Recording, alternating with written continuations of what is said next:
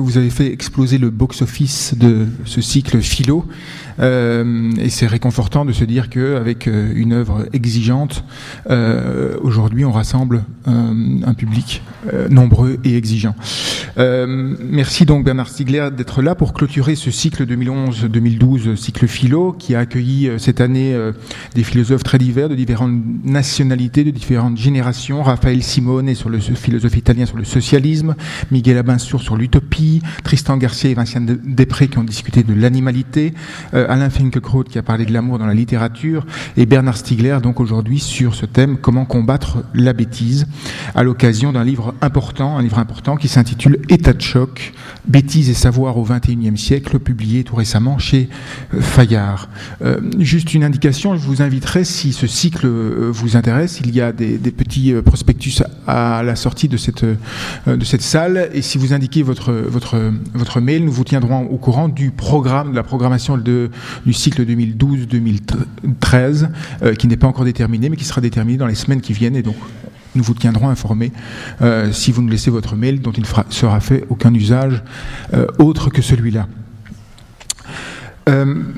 Je le disais, Bernard Stiegler, à l'occasion de ce livre, un livre important, État de choc, un livre qui à la fois rassemble la réflexion que vous menez depuis bien longtemps, qui rassemble tous les terrains que vous défrichez et que vous ouvrez, mais je dirais aussi un livre qui ouvre sur une nouvelle question, une question grave, une question qui est celle pour vous de la crise de la raison. On ne vous attendait pas nécessairement sur ce chantier. C'est vrai, le sentiment aujourd'hui dominant, que ce soit dans la crise économique et financière, dans la crise écologique, dans la crise technologique aujourd'hui, que de toutes parts, sentiment vague mais diffus, que de toutes parts, les produits, les enfants de la raison, en quelque sorte, les produits de la raison se retournent au nom d'une certaine forme de rationalité contre la rationalité humaine. Qui ne serait plus qu'indexé aujourd'hui, dites-vous, à la performance. Performance qui s'est devenue le critère exclusif et qui menacerait en quelque sorte notre civilisation assise sur la raison. Vous dites de manière très très forte dans ce livre, la raison est entrée en guerre contre elle-même, l'impression dominante est d'une déraison qui domine notre temps. Et vous reprenez là un thème qui avait été ouvert mais abandonné depuis par l'école de Francfort, Adorno et Horkheimer, cette idée surgit au lendemain des désastres du XXe siècle que la raison, l'État moderne, le droit moderne, toute une série d'instruments produits de la raison s'étaient retournés en quelque sorte contre la raison, et qu'aujourd'hui les ennemis de la raison n'étaient plus les passions ou l'irrationalité, mais que c'est la raison elle-même, sous le titre de la rationalisation de l'existence, qui était devenue la menace de notre temps. Donc vous reprenez cette hypothèse, mais vous l'actualiser, si je puis dire, de manière très forte et vigoureuse, de manière très militante aussi, je pourrais dire. Vous dites en ouverture de cet ouvrage a pour but de fournir des armes conceptuelles et d'ouvrir des perspectives d'action contre les thérapies de choc qui sont engagées aujourd'hui en Europe, mais à l'échelle du monde également, contre une certaine culture, une culture économique, une culture politique qui a fait l'Europe. Un livre, enfin, j'oserais dire un peu inquiétant, pour tout dire, quand un philosophe prend de l'envergure, il réinvente le vocabulaire philosophique, et il est vrai que dans ce livre, vous utilisez votre propre langage. C'est là aussi le surgissement d'une œuvre philosophique, c'est le surgissement d'un nouveau langage, parfois difficile. La crise, dites-vous, par exemple, est une crise de désindividuation des appareils psychiques. Vous nous expliquerez ces concepts. Il y a des menaces sur les rétentions tertiaires de transindividuation. Voilà des formulations prises comme ça, bien entendu, qui ne veulent pas dire grand-chose, que vous expliciterez, mais je voulais dire par là qu'il y a un langage philosophique aujourd'hui de Bernard Stiegler qui est difficile et parfois âpre, comme dans ce livre. Vous êtes, Bernard Stiegler, un mot de votre parcours qui est très intéressant. Vous êtes la grande et peut-être une des seules figures montantes aujourd'hui de la philosophie française. Je veux dire par là que toute une génération, la grande génération des Lévinas, Ricoeur, Derrida sont partis. Il y a certainement des jeunes qui sont en train de se lancer, mais vous, on a vraiment le sentiment que vous faites œuvre depuis une vingtaine d'années, depuis la faute d'Épiméthée en 1994, en 2002 de la misère symbolique, en 2008 prendre soin, et en 2010 encore, je n'en cite que quelques-uns, ce qui fait que la vie vaut la peine d'être vécue, ce très beau titre. On a le sentiment, oui, que vous faites œuvre, que vous dessinez un chemin philosophique, un chemin qui est au carrefour, je dirais, pour faire très vite, de trois domaines. Un domaine, une dimension anthropologique, où dans les pas de l'anthropologue Leroy-Gourhan, vous reprenez en charge la question de la technique, cet éternel oublié de la philosophie, et qui est pour vous au cœur de votre réflexion. La technique, l'homme, en quelque sorte, est un être de langage, c'est-à-dire de technique. Il existe dans l'extériorisation technique de lui-même. Et il n'est pas au-dedans de lui, il n'est pas dans son intériorité, il est au contraire dans ce mouvement d'extériorisation de lui-même. Donc une thèse très forte anthropologique, mais une thèse aussi plus dans une dimension plus philosophique, inspirée par Derrida, mais aussi Husserl et la phénoménologie, sur la question de la mémoire, sur la question de qu'est-ce que c'est que le psychisme humain et qu'est-ce que c'est le fonctionnement de ce psychisme. Enfin, une troisième dimension plus d'économie politique, je pourrais dire, dans les pas de Marcuse, une réflexion sur le devenir du désir dans l'économie d'aujourd'hui, la manière dont l'économie aujourd'hui, au sens très large, a pris en charge, est devenue une économie du désir, et ses vertus de capter, de canaliser nos désirs. Vous menez une réflexion théorique qui a aussi des retombées, des implications pratiques. Vous me disiez un instant que vous aviez été sollicité par les instances mondiales du web pour leur proposer vos réflexions sur les nouvelles technologies. Il est vrai que dans ces domaines, vous êtes un des rares philosophes à prendre en charge ces nouveaux outils qui font aujourd'hui, avec lesquels aujourd'hui on écrit, avec lesquels on communique, avec lesquels on pense sans doute. Et vous avez d'ailleurs été à la tête d'une série d'instituts, l'Institut de recherche et d'innovation, l'IRCAM, mais aussi aujourd'hui Ars Industrialis, cette association pour une politique industrielle des technologies de l'esprit. Un mot tout de même de votre itinéraire, parce que c'est pas tous les jours que dans le monde de la philosophie qu'on a un itinéraire aussi flamboyant. Vous l'avez raconté dans Passage à l'acte, donc ce n'est pas une indiscrétion de ma part. Vous avez eu un parcours assez romanesque, épique, né dans un milieu modeste d'un père ingénieur à la télévision et d'une mère employée de banque. Vous abandonnez plus ou moins les études dans le tourbillon des années 68, même si vous destinez plus ou moins à être assistant réalisateur, si je m'abuse. Vous faites tous les métiers possibles et imaginables, manœuvre, employé de bureau, ouvrier agricole, et puis vous ouvrez un bistrot de jazz à Toulouse, fréquenté par certains philosophes comme Gérard Granel, le traducteur de Husserl en France, et suite à des difficultés économiques dans cette entreprise, vous passez à l'acte et vous faites une série de braquages dans des banques pour essayer de maintenir cette entreprise. Ça vous vaut une condamnation à 5 ans de prison, et c'est très rare. Aujourd'hui, la prison pour vous a été en quelque sorte bénéfique. Je crois que c'est très très rare. Et vous dites, j'aurais sans doute mal tourné sans la prison, puisque vous avez repris vos études en prison. Vous avez commencé des études par correspondance de philosophie. Vous avez repris contact avec Gérard Granel, qui vous avait apporté en quelque sorte la philosophie en prison.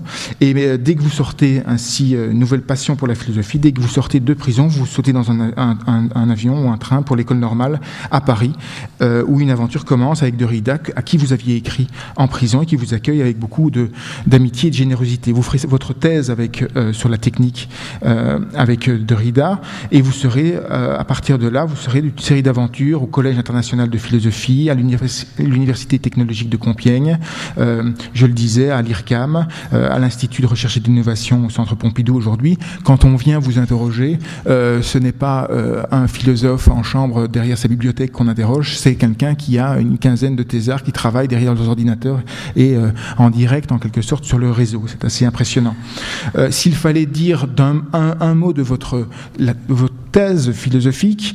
Je le disais, c'est une thèse sur la technique, dont vous avez réévalué philosophiquement la dimension, je dirais, dans ce qui fait l'homme. L'homme est un être technique. La technique est une extériorisation qui, en quelque sorte, sauve des choses qui seraient perdues sans cela. C'est une extériorisation de la mémoire, dites-vous. Et vous êtes revenu à plusieurs reprises sur une scène que je trouve assez belle et assez précise, une scène qui est une scène de Platon, le Ménon, issu du Ménon de Platon, que vous avez relu en quelque sorte. Tout le monde connaît peut-être le Ménon de Platon, qui est un dialogue sur la vertu, où le Ménon oppose à Socrate cette aporie fameuse de recherche de la connaissance. On ne peut pas rechercher, dit Ménon, ce qu'on ne connaît pas encore, parce que si on ne le connaît pas, on ne serait pas capable de le reconnaître quand on tombe dessus, et si on le connaît déjà, on ne le rechercherait pas. Et face à cette aporie, Socrate répondait avec sa théorie de la réminiscence, que vous connaissez tous, l'idée que nous avons en réalité nous ne découvrons pas les savoirs, nous faisons que nous les en souvenir, un souvenir oublié de notre contemplation avec le monde des idées. Et il convoquait à cet effet, pour faire preuve, un jeune esclave pour dessiner dans le sable avec lui un raisonnement géométrique, et faire la preuve qu'un esclave qui n'avait pas été formé à la géométrie savait simplement, en dessinant un raisonnement géométrique, suivre ce raisonnement et le refaire pour lui-même. Vous pointez, vous, Bernard Stiegler, contre le point que voulait faire Platon, l'idée de réminiscence. L'esclave se souvient de sa contemplation des idées géométriques. Non, ce qui est décisif dans cette scène inaugurale de la philosophie, c'est l'outil avec lequel l'esclave se sert pour dessiner les figures dans le sable, l'outil qui est en quelque sorte à garder la mémoire de tout le savoir de l'humanité. Les outils sont... l'homme est fabricateur d'outils, c'est-à-dire qu'à la différence des animaux, il est capable de générer du nouveau et d'incorporer dans des outils ces pensées nouvelles. Je trouve que cette scène est... Voilà une intervention philosophique dans un dialogue qui était lu depuis 2000 ans, qui a fait générer de la pensée. On peut encore générer de la pensée dans la lecture des dialogues de Platon, et c'est quelque chose de réjouissant. D'un trait, s'il fallait vous caractériser de manière sans doute anecdotique, je dirais que vous êtes le pharmacien de la philosophie, puisque, en effet, ce terme de pharmakon, la technique pour les Grecs était un pharmakon, à la fois un poison et un remède. L'écriture était un poison et un remède, c'est-à-dire quelque chose qui nous permet de conserver nos pensées, mais qui est aussi le phénomène à travers lequel nous perdons la parole vive et la pensée vivante et qui se matérialise dans des livres que nous ne lisons plus. Eh bien, c'est cela un pharmakon, et vous avez en quelque sorte donné à ce concept très ancien une actualité très forte, vous nous en direz certainement un mot, pour penser les mots d'aujourd'hui qui sont pour vous des mots pharmacologiques, si je puis dire, c'est-à-dire que tous nos poisons sont le produit de nos remèdes et inversement, c'est-à-dire qu'il faut développer une pharmacie ou une pharmacologie aujourd'hui pour retourner les poisons contre eux-mêmes ou utiliser les remèdes contre les poisons. Vous êtes un philosophe thérapeutique en ce sens que pour vous la philosophie c'est prendre soin de notre capacité d'attention, de notre capacité de curiosité, de notre capacité de produire de la vérité, et cette prise de soin, vous la destinez en particulier à la jeunesse. Pour vous, les jeunes sont en péril à cet égard aujourd'hui. Première cible de la télévision. Vous avez écrit un essai assez percutant sur le fait qu'aujourd'hui, il y avait des programmes de télévision spécialement conçus pour les enfants en très bas âge, et que c'était une manière à travers laquelle le marketing captait l'attention des plus jeunes. Mais première victime aussi, vous le dites dans ce livre, aujourd'hui aux États-Unis, du fait de la présence des écrans partout, la conversation interfamiliale a chuté de 60%.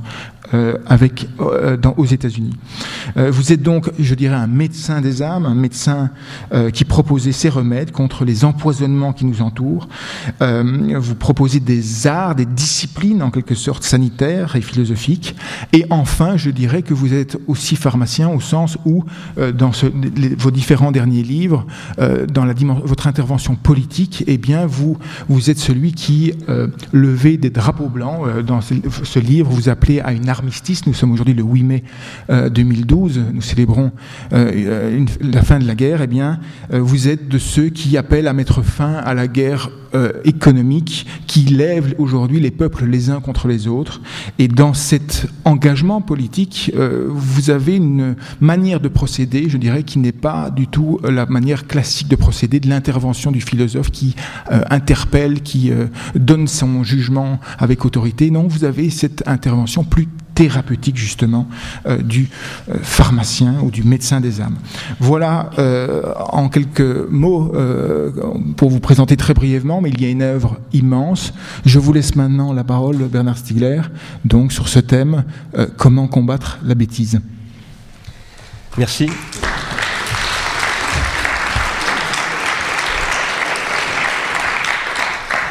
Merci beaucoup, Martin Legros, de cette généreuse présentation. J'ajouterai une petite chose, c'est que j'ai aussi créé une école de philosophie qui est en ligne, qui s'appelle pharmacon.fr, et où je ne fais que des cours sur Platon, mais que vous pouvez aller voir sur Internet, c'est en accès libre, et j'y étudie chaque année un dialogue de Platon en particulier. Voilà. La France vient enfin de se débarrasser de Nicolas Sarkozy.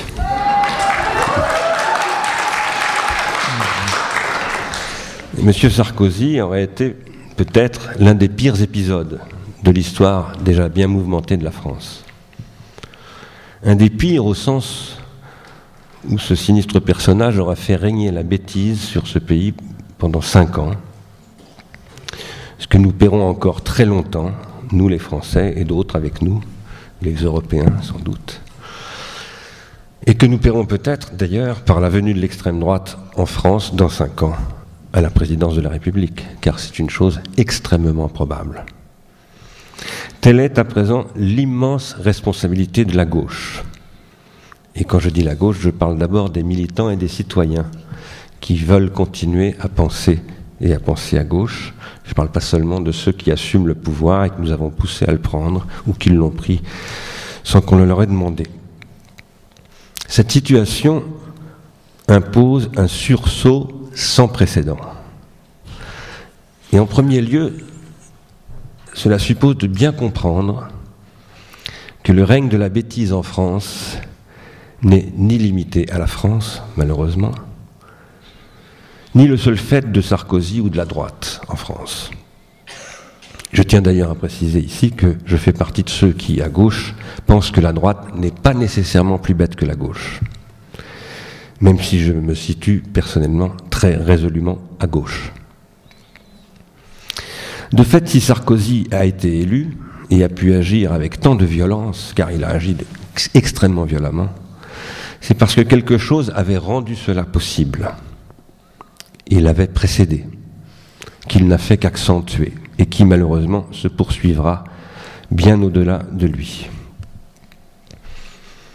Contrairement à Alain Badiou, je crois qu'il s'agit de toute autre chose, sous le nom de M. Sarkozy, d'un néo-pétainisme, même si, dans les derniers moments de la campagne électorale qui viennent de s'achever, Sarkozy aura aussi largement puisé dans cet héritage du pétainisme, mais il l'avait aussi fait dans l'héritage socialiste et communiste en se référant à Jean Jaurès, à Guy Moquet, etc., comme vous le savez. Tout cela faisant partie de techniques de désorientation des références, visant à mettre en œuvre une stratégie du choc, à la façon dont Henri Guénaud et Alain Minc s'est conseillé, habillant dans un contexte de storytelling généralisé. S'il vous plaît, s'il vous plaît, s'il vous plaît. C'est un petit peu difficile de séparer les deux, madame.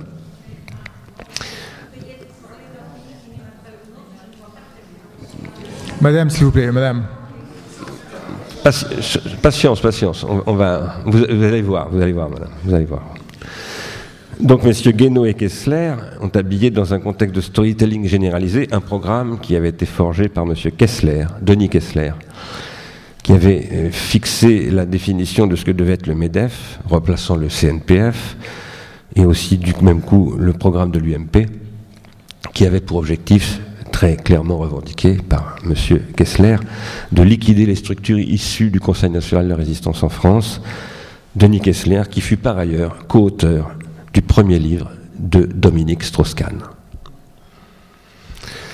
Face à tout cela, l'année passée a été marquée, outre par cette campagne électorale stupéfiante à tous égards qui vient de se terminer. Quand je dis stupéfiante, je veux dire nous laissant stupéfaits, c'est-à-dire aussi stupides, et finalement paralysés par la bêtise que suscite toujours un état de choc. Quand vous recevez un choc, vous restez bête. Cette année passée aura été marquée également par le succès frappant du petit discours de Stéphane Hessel prônant l'indignation. Indignez-vous. Je le précise ici parce que, comme j'ai tenté de le dire dans ce livre, État de choc, dont je ne parlerai pas en tant que tel, parce qu'il est là pour être lu, et je n'aime pas résumer mes livres, Indignez-vous, qui se situe évidemment contre l'ensemble de l'entreprise que je viens de décrire très sommairement, madame, j'espère que vous n'avez pas été trop choqués. Ce livre, Indignez-vous, et celui qui a suivi d'ailleurs, qui a été co-signé par Stéphane Hessel et Edgar Morin, qui s'appelle La Voix, ne paraît pas du tout être, ces livres ne me paraissent pas du tout être à la hauteur de la situation. Si Nicolas Sarkozy a pu ainsi dominer en France, mais aussi avant lui et ailleurs, Berlusconi en Italie, Bush Junior aux États-Unis, et bien d'autres, en Thaïlande par exemple, il y a encore pas longtemps, ou encore actuellement en Hongrie, M. Orban, c'est parce que la bêtise et son exploitation sont devenus un trait fondamental de notre époque, et dans le monde entier. Vous me direz peut-être que toujours la bêtise a été présente et a même constitué une sorte de principe de fonctionnement des sociétés humaines. Au sens où, par exemple, le pouvoir peut, et finalement, inévitablement, toujours, doit engendrer la bêtise. Le pouvoir a toujours quelque chose d'absolument bête. Vous n'aurez pas tort si vous m'objectez cela, et je le pense moi-même, et je vais d'ailleurs y revenir. Mais ce dont je parle ici n'est pas seulement de cet ordre. Quand je parle d'une nouvelle situation des sociétés actuelles, confronté à une exploitation systématique de la bêtise, je parle de quelque chose de bien plus grave et complexe. Ce soir, je voudrais montrer, premièrement, que la bêtise est d'abord ce qui nous affecte tous, et qui affecte toutes les sociétés. Deuxièmement, qu'elle nous affecte, nous, ce que j'appelle parfois, en reprenant une expression de Nietzsche, les tarvenus, ceux qui sont arrivés très tard, les hommes et les femmes du XXIe siècle. Elle nous affecte et elle affecte les sociétés contemporaines d'une façon tout à fait nouvelle, très originale et préoccupante. Troisièmement, que cet état de fait mérite donc des analyses nouvelles de ce que c'est que la bêtise d'une façon générale. Et quatrièmement, que ces analyses doivent venir au centre d'une politique nouvelle, une politique éducative, industrielle, scientifique, de santé publique, de reconstruction du lien social et des solidarités plus généralement, pour lutter contre cet état de fait et pour réamorcer dans les sociétés humaines ce qui constitue ce que j'appelle la contre-tendance de la bêtise, à savoir le désir d'élévation, dont je crois qu'il est tout aussi constitutif des sociétés que la bêtise.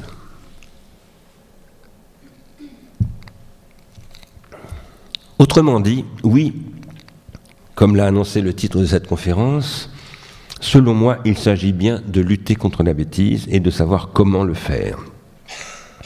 Et j'affirme donc qu'il est tout à fait possible de lutter contre la bêtise.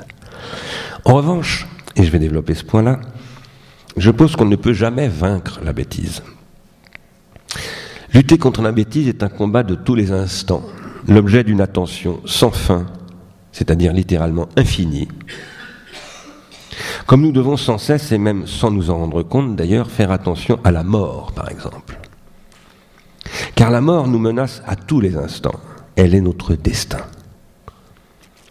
Et notre vie est intrinsèquement constituée par sa constante lutte contre la mort, qui est non seulement probable, mais qui est la seule chose qui soit absolument, non seulement probable, mais certaine. La seule chose dont vous pouvez être sûr qu'elle vous arrivera, c'est la mort. D'une certaine manière, vous pourriez aussi remarquer que peut-être elle ne vous arrivera jamais parce que vous ne serez justement pas là pour la vivre. C'est tout le problème de la mort. La mort est certaine comme l'injustice est certaine. Mais ça ne veut pas dire qu'on ne devrait pas lutter contre la mort ou contre l'injustice. Au contraire, la vie est ce qui lutte contre la mort, et l'injustice est ce que combat celui qui vit l'injustice, je veux dire par là, celui qui est injuste. C'est ce que dit Héraclite. Seul celui qui est injuste peut avoir l'idée de la justice. Cette situation étrange et d'apparence paradoxale, qui veut que celui qui est injuste lutte contre l'injustice, c'est-à-dire contre lui-même, c'est ce que le monothéisme a appelé le péché originel. C'est aussi ce que Socrate répond à Gorgias et à Calliclès dans le dialogue Gorgias, lorsqu'il affirme qu'il est plus laid et qu'il est donc plus pénible de commettre l'injustice que de la subir.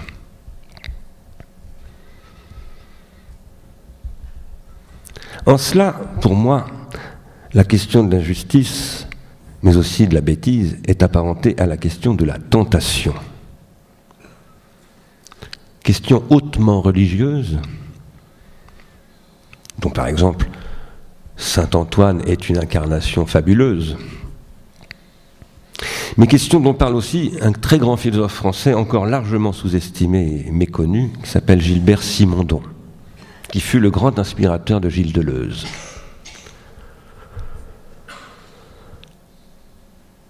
Pour moi, la tentation, ça n'est pas le cas pour Simondon dans ces termes-là, procède aussi de ce que Sigmund Freud appelle la régression, dont il montre que personne ne peut échapper à la régression, que constamment un appareil psychique évolué tente à régresser en dessous de lui-même. Et si j'en ai le temps, je vous dirai aussi pourquoi c'est à mon avis la très grande découverte d'Aristote dans le traité de l'âme.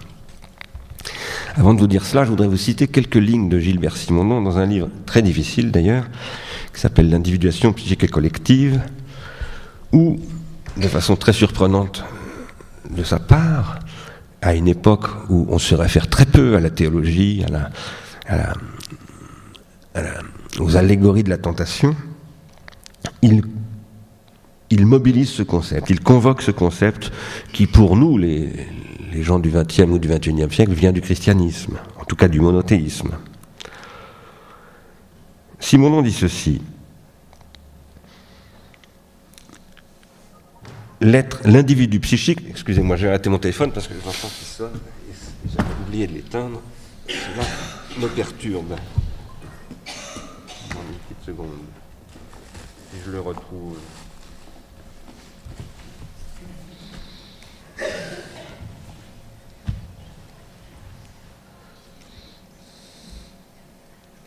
Simondon dit donc que l'individu psychique est séparé de lui-même.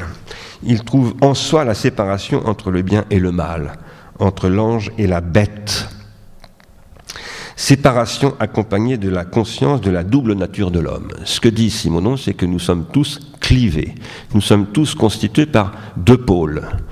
Un pôle dont je dirais que on pourrait l'appeler le désir d'élévation. D'ailleurs, lui-même, Simondon, dans un autre livre, parlera de l'inclination à l'élévation.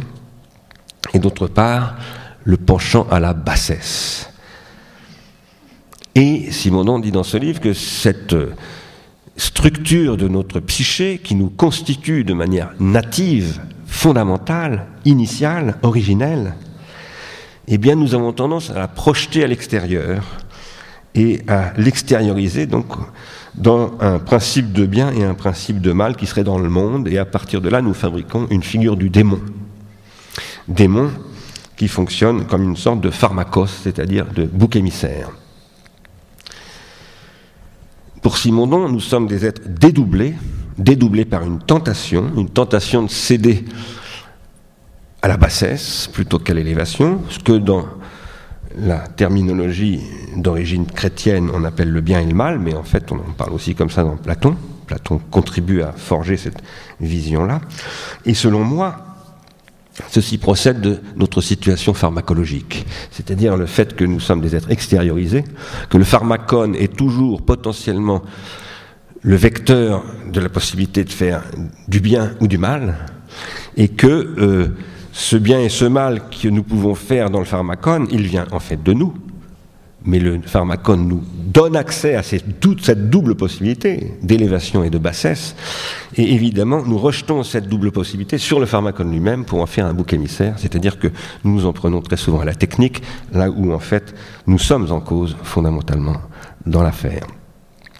Alors, si j'ai le temps tout à l'heure, je vous dirai comment et pourquoi je rapporte toutes ces questions à la psychanalyse freudienne et à la question du désir, qui elle-même est constituée, selon moi, par cette double structuration qui constitue un pôle de tentation.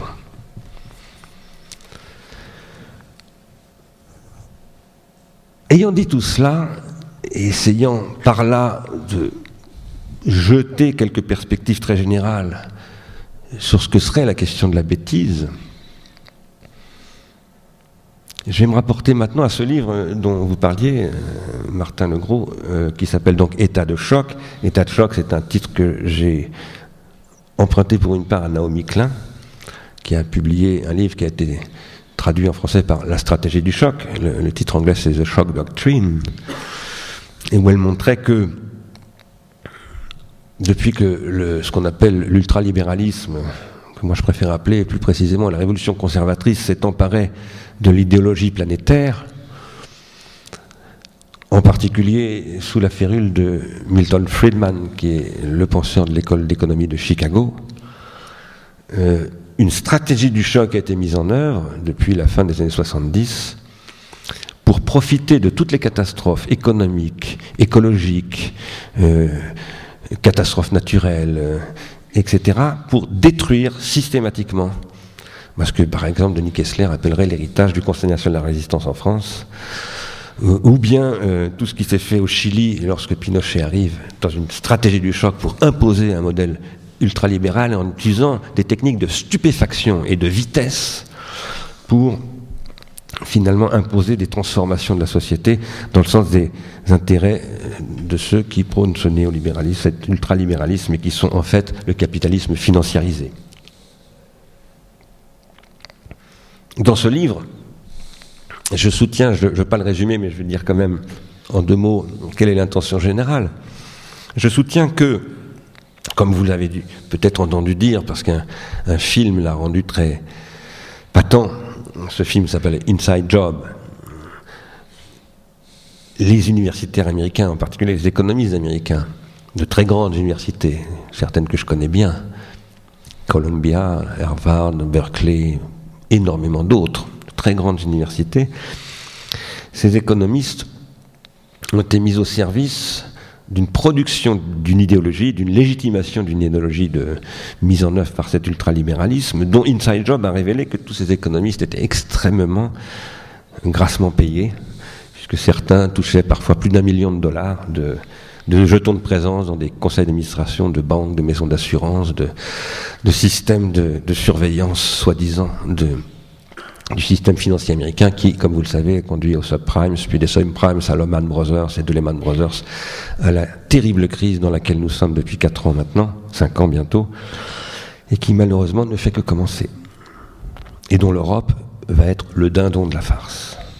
Nous, les Belges, les Français, les Allemands aussi.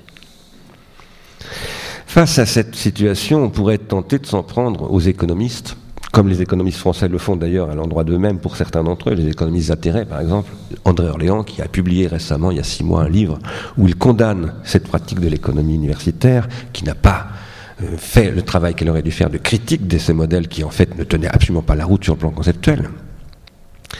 Mais je pense que cette condamnation des économistes, c'est une facilité dont les philosophes, les sociologues, tant d'autres universitaires pourraient être tentés de s'emparer comme de boucs émissaires en disant, vous voyez, c'est leur faute. Et d'éviter ainsi par là de se poser des questions, de savoir ce que eux, les philosophes, les sociologues, les économistes, les psychologues ou je ne sais qui, ont pu dire à cette époque-là. C'est dans ce contexte que j'ai ouvert une espèce de polémique posthume avec mon maître et ami Jacques Derrida, à qui je dois à peu près tout, pas seulement à lui, mais beaucoup à lui, essentiellement à lui, à commencer par son amitié, sa générosité, son hospitalité, mais surtout, je dirais, ses concepts et ses analyses fabuleuses. de l'histoire de la philosophie.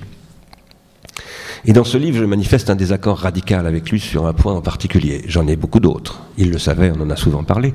Mais là, j'en ai un très particulier dont je n'avais pas parlé avec lui, parce qu'il l'a exprimé dans un séminaire auquel je n'ai pas assisté. C'était le dernier séminaire de la dernière année de sa vie. Donc, en 2002-2003, il a tenu un séminaire à l'École normale supérieure, non, je dis des bêtises, à l'École des études en sciences sociales, qui s'appelait La bête et le souverain,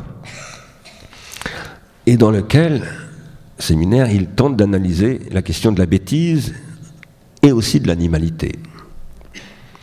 Et dans ce livre, dans ce séminaire qui depuis est devenu un livre, il ouvre une espèce de discussion posthume, là aussi, avec Gilles Deleuze. Gilles Deleuze est mort en 1995, il s'est suicidé. Je ne vous parlerai pas de la discussion entre Derrida et Deleuze. Si vous avez envie d'en savoir plus, vous pouvez lire le livre, vous pouvez aussi aller sur Internet, puisque j'ai fait une conférence là-dessus.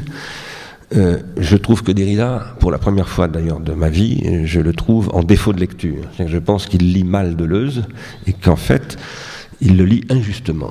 Il ne le lit pas comme il faisait autrefois avec tous ces grands philosophes qu'il a commentés en prenant tout le texte dans sa totalité, mais il en fait une lecture extrêmement partielle. Où est-ce que se situe le différent entre Deleuze et Derrida ?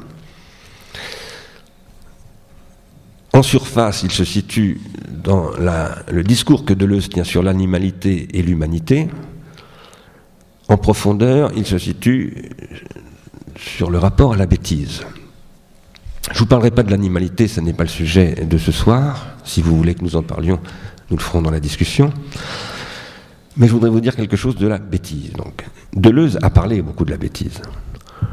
Et je dois dire que pour moi, le plus grand discours sur la bêtise du XXe siècle, c'est celui de Gilles Deleuze. Deleuze a parlé de la bêtise en se référant à Nietzsche et en citant Nietzsche, là où Nietzsche, dans un de ses fragments, dans un petit texte bien connu, définit la philosophie, la tâche de la philosophie comme étant de nuire à la bêtise. Faire de la philosophie, c'est nuire à la bêtise, c'est lutter contre la bêtise. Et donc Deleuze reprend, à 2 reprises d'ailleurs, ce thème à son propre compte. Et à cela, Derrida objecte en se référant à un livre américain d'une philosophe américaine qui s'appelle Avital Ronell, qui enseigne à la NYU, à l'Université de New York, dans un livre qui s'appelle Stupidity, ce qu'on ne peut pas traduire en français par bêtise. Exactement, puisque en français, pour traduire stupidity, il y a le mot stupidité.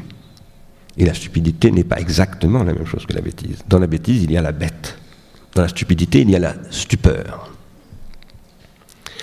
Dans Stupidity, Avital Ronell, je cite ici Jacques Derrida, met en question la possibilité même de lutter contre la bêtise.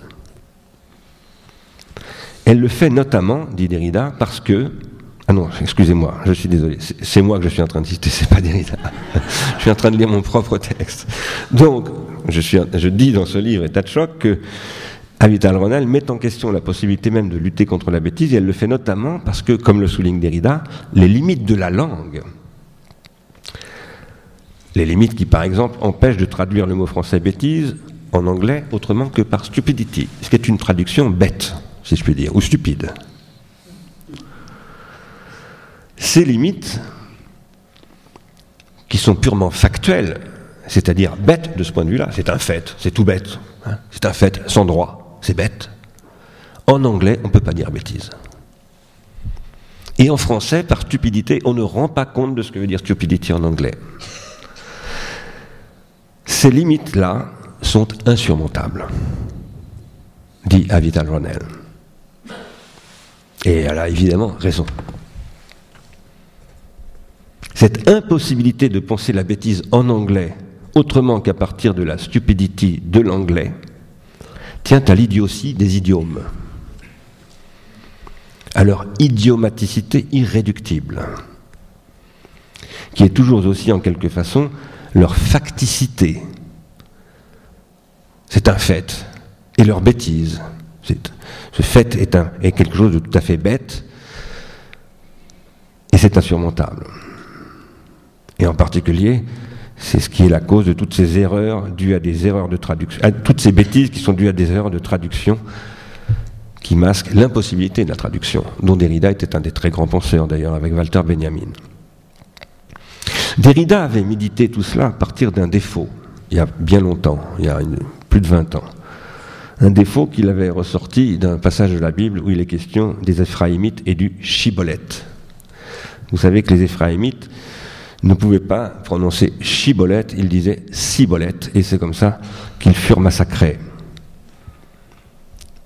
D'ailleurs, on pourrait remarquer, ce que ne fait pas Derrida, que la langue de Moïse ne se donne de la part de Moïse qu'à partir de son bégaiement, un défaut de prononciation, quelque chose qui est tout à fait bête. C'est frappant de voir que Moïse bégaye, tout comme Oedipe boite, et comment tous ces grands personnages représentants du destin sont tous handicapés. La langue elle-même est handicapée, elle ne peut pas traduire stupidity par stupidité, par exemple en français. De cet état de fait idiomatique, qui frappe par avance tout esprit de stupeur, de cette stupor, comme on dit en latin, qui, souvent dû d'ailleurs à un état de choc, parce que quand on est dans un état de choc, on est stupide, on est frappé de stupeur. On peut se choquer soi-même en se donnant des stupéfiants d'ailleurs, hein, un pétard, de la cocaïne ou de l'héroïne, etc. De cet état de fait qui donne cette stupidity, Avital Ronell pose comme point de départ de sa réflexion dans ce livre, Stupidity, qu'une lutte contre la bêtise, et en particulier une lutte contre la bêtise par une puissance publique, un État, l'Union européenne ou je ne sais quoi d'autre, est littéralement vaine, pour ne pas dire absolument bête et stupide. Elle dit ceci, cette fois-ci c'est Avital Ronell que je cite. Il serait tentant de partir en guerre contre la... On traduit en français bêtise, mais le texte anglais c'est stupidity. Comme s'il s'agissait de quelque chose dont on peut triompher. On imagine difficilement dans quelles circonstances un organisme national ou territorial, voire le gouvernement des États-Unis, pourrait déclarer la guerre à la bêtise de la même façon qu'il a pu se lancer dans une guerre à grande échelle contre la drogue. C'est intéressant ce rapport entre drogue, c'est-à-dire pharmacone, et bêtise. L'objet présumé de cette guerre, dit-elle, avait au moins, dans le cas de la drogue, une nombre de matérialités. Il y a des molécules d'héroïne, il y a des molécules de cocaïne. Mais la bêtise excède ou annihile toute matérialité, dit Avital Ronell. Alors, je voudrais commenter ces propos par deux remarques. Premièrement, ces propos supposent qu'une guerre, c'est ce qui doit triompher, et qu'il n'est pas possible de lutter contre ce qui revient toujours. Ce qui est absolument faux, de toute évidence. Faire la guerre au sens de lutter contre un état de fait, par exemple l'injustice dont je parlais tout à l'heure, ou la mort, ou la maladie, ce qui est en principe le but d'une organisation politique, telle que beaucoup parmi nous la conçoivent, lutter contre l'injustice. Ça ne veut pas dire croire qu'on va vaincre l'injustice. Évidemment, certains y ont cru. Ça a mené au goulag ou au camp de concentration. Mais ce n'est pas parce que les goulags et les camps de concentration ont eu lieu que nous allons renoncer à lutter pour la justice, contre l'injustice. Donc on peut très bien mener une guerre sans jamais la gagner finalement, ultimement. Deuxièmement, ces propos disent que la bêtise n'est pas liée à la matérialité. Or, si on accepte de poser que ce que Platon décrit comme un empêchement de penser par la pratique sophistique de ce pharmacone qu'est l'écriture, si on admet que cet empêchement de penser que Socrate dénonce, par exemple, dans la manière dont Phèdre répète comme un perroquet le discours de Lysias sur l'amour, si on admet que ceci est un état de bêtise, aussi bien que de stupidity d'ailleurs, alors il est évident qu'il y a au moins des cas où la bêtise procède d'une certaine matérialité, par exemple la matérialité de l'écriture. Et d'ailleurs, je remarque que les stupéfiants, dont parle Avital Ronell en disant la drogue, là on peut lutter contre, ce sont des systèmes de production de bêtises. Et elle ne le voit même pas. Elle est un peu bête de ce point de vue-là. En fait, toute cette matérialité procède de l'inscription de la trace, de ce que Jacques Derrida, dans son opus magnum de la grammatologie, avait appelé le supplément. Et nous pourrions peut-être poser en général que la bêtise est liée à l'extériorisation dans les traces, Comment, par exemple, cet appareil me rend bête, nous rend bête, ou la télévision, ou tant d'autres, tous les appareils en réalité nous rendent bêtes. Pourquoi est-ce qu'ils nous rendent bêtes? C'est parce qu'ils rendent possible ce que Platon décrit comme donc une stupidité provoquée par les sophistes avec l'écriture qui me conduisent à ne pas penser par moi-même et à me faire téléguider par les autres à travers l'écriture et donc à renoncer à mon propre savoir pour répéter le savoir qui vient d'un autre qui du coup n'est plus un savoir mais simplement une répétition. Ça provient de ce que j'avais appelé dans mon premier livre la faute d'Épiméthée, c'est-à-dire le fait que le frère de Prométhée, Épiméthée, a oublié de donner une qualité aux mortels et que Prométhée était obligé d'aller voler la technique chez les dieux. C'est ça l'origine de l'extériorisation dans la mythologie des Grecs. Mais c'est ce qui conduit à ce que beaucoup plus tard, Karl Marx appellera la prolétarisation. Car finalement, ce que décrit Karl Marx, mais le premier à l'avoir décrit, ce n'est pas lui, c'est presque son adversaire, c'est Adam Smith, dans La richesse des nations. Ce que décrivent Adam Smith, Karl Marx, mais aussi Simone Weil, lorsqu'elle travaille chez Alstom comme ouvrière à la chaîne, c'est une stupidité et une bêtise induite par la prolétarisation du travailleur, qui fait que son savoir étant passé dans la machine, il est devenu l'esclave de la machine et non plus le praticien de cette machine. Il est pratiqué par la machine, mais lui ne la pratique plus, il la sert. Et ça, c'est ce que nous vivons aujourd'hui tous, avec ces appareils où nous nous apercevons que nous ne connaissons même pas notre propre numéro de téléphone, mais aussi lorsque nous appelons Alan Greenspan, étant convoqué par la Chambre des représentants à Washington, on nous demande des comptes, on nous dit « Mais monsieur Greenspan, comment avez-vous pu laisser se développer les subprimes? Pourquoi n'avez-vous pas sauvé Lehman Brothers? Comment avez-vous pu cautionner la nomination comme président du Nasdaq de monsieur Madoff ?» Et il répond « On n'y comprend plus rien. Personne n'y comprend plus rien. Tout est passé dans les machines, dans les bots, comme on dit en anglais, c'est-à-dire dans les robots. » La bêtise a toujours partie liée à des matériaux, à des matériels, à des appareils, à des dispositifs techniques, dont le premier s'appelle le doudou.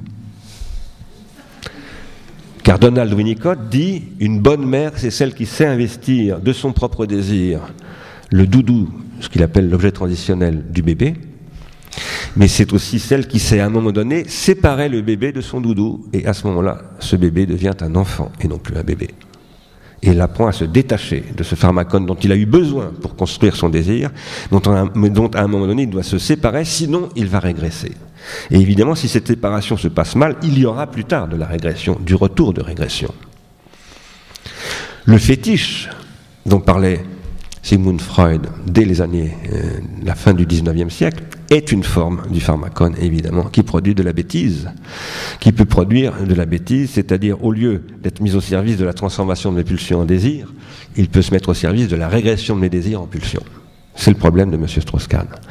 Si tout cela est vrai, alors, si ce que je viens de vous dire est vrai, si mes objections à Vital Ronel sont justes, si vous les partagez, vous pouvez dire avec moi qu'il est tout à fait possible de lutter contre la bêtise.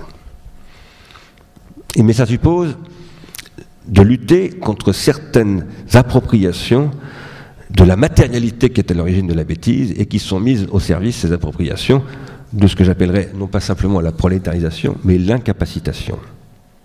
Et ici, je me rapproche d'Amartya Sen, que je relie étrangement à Karl Marx et Adam Smith.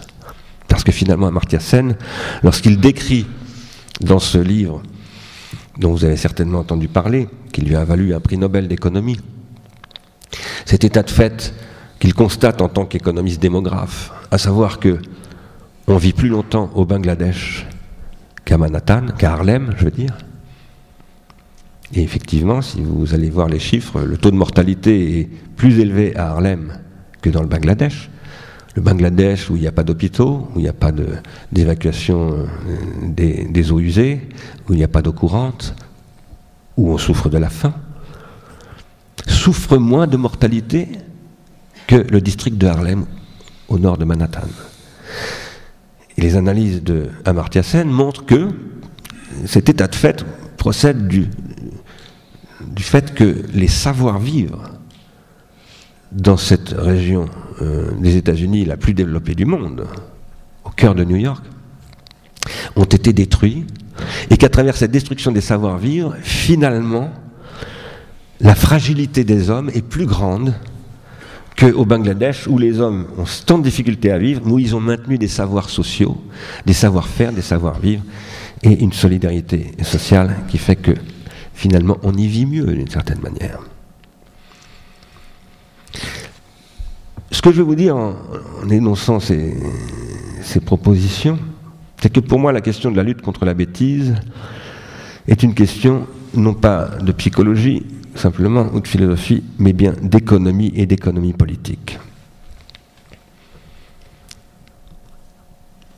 Pour lutter contre cet état de fait qui a conduit au règne de la bêtise et au renoncement de la philosophie et de l'université à lutter contre cet état de fait, c'est-à-dire au renoncement à défendre le programme des Lumières, comme le disaient Adorno et Horkheimer, qui posait que qu'est-ce que les Lumières ? On me demandait une revue de Berlin s'adressant à Emmanuel Kant. Les Lumières, c'est sortir de la minorité, c'est-à-dire accéder à la majorité.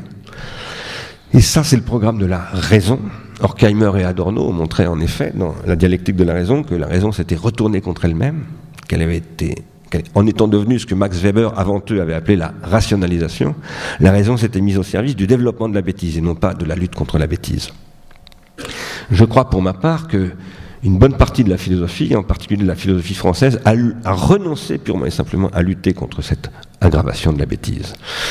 Et elle y a renoncé sans le dire, peut-être même sans s'en rendre compte, et peut-être en pensant finalement, sans en avoir tout à fait conscience, qu'il était illusoire de lutter contre la bêtise, et que finalement il était peut-être inévitable que la plupart d'entre nous vivent dans la bêtise. Je crois que cette situation s'est effectivement imposée dans le monde entier et qu'elle est scandaleuse et qu'il faut y mettre un terme. Cela étant, cette situation a été produite, j'y reviendrai tout à l'heure, par une société industrielle et une économie industrielle qui s'appelle le consumérisme et qui repose sur l'exploitation du désir qui, en l'exploitant, le détruit et le transforme en pulsion. Et autant le désir est intelligent au sens du XVIIIe siècle, c'est-à-dire l'intelligence au XVIIIe siècle, c'est la relation sociale. Être en intelligence avec quelqu'un, c'est être en bonne relation avec cette personne. C'est ça que veut dire le XVIIIe siècle par intelligence. Le désir qui crée du lien et qui est intelligent, lorsqu'il régresse au stade pulsionnel, devient au contraire antisocial, il est foncièrement égoïste, il est autocentré et il est l'adversaire du désir. La pulsion est l'adversaire du désir. Alors tout à l'heure je dirai un mot des rapports entre pulsion et désir pour essayer de préciser ce sujet compliqué sur lequel je crois que là aussi la philosophie française notamment au XXe siècle a créé un certain nombre de confusions. Mais avant cela je voudrais revenir à Vital Renel. Vital Renel pose qu'il est impossible d'opposer la bêtise et le savoir. Je la cite. La bêtise ne peut être simplement opposée au savoir, pas plus qu'elle ne constitue l'autre de la pensée. Elle n'est pas extérieure à la pensée, elle en fait partie, dit Vital Renel. Alors si j'étais en désaccord radical avec l'idée qu'elle énonçait précédemment qu'il n'est pas possible de lutter contre la bêtise, je pense tout comme Vital Renel, au contraire, et d'ailleurs ce point de vue n'est pas simplement le sien, c'est celui de Nietzsche, que le savoir ne peut pas être séparé de la bêtise. Que le savoir engendre toujours de la bêtise. Qu'il se décompose toujours en une sorte de bêtise, comme le lait tourne, si vous voulez. Mais premièrement, je considère que cette situation, où le savoir produit de la bêtise, est pharmacologique. Deuxièmement, je pose que la bêtise, c'est la loi du pharmacone, de ce que j'appelle le pharmacone. C'est parce que nous vivons dans une situation pharmacologique que nous sommes soumis à la bêtise et à cette séparation en nous-mêmes dont parlait Simondon tout à l'heure. Et troisièmement, je pose que le pharmacone est la loi du savoir et qu'une pharmacologie pour notre temps doit être à même de penser le pharmacone de notre temps. Ce que je veux dire par là, c'est que autant la philosophie, depuis Socrate, a pensé le pharmacone de Socrate qui était l'écriture, et à la Renaissance, cette écriture est devenue l'écriture imprimée, et la philosophie s'est mise à penser le rôle de l'imprimé. Ça a donné ce qu'on appelle la République des lettres, dont parle Kant, et à laquelle il se réfère comme étant l'horizon des Lumières. Et il dit « Je pense et j'écris pour un public qui lit et qui sait lire dans un monde du livre imprimé ». Autant je pense que notre problème aujourd'hui, c'est le pharmacone, non pas simplement livresque, mais analogique, le cinéma, la radio, la télévision, et numérique surtout.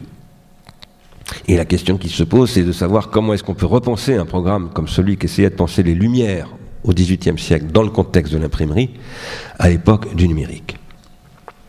C'est dans le pharmacone qu'il faut trouver les ressources pour lutter contre la bêtise.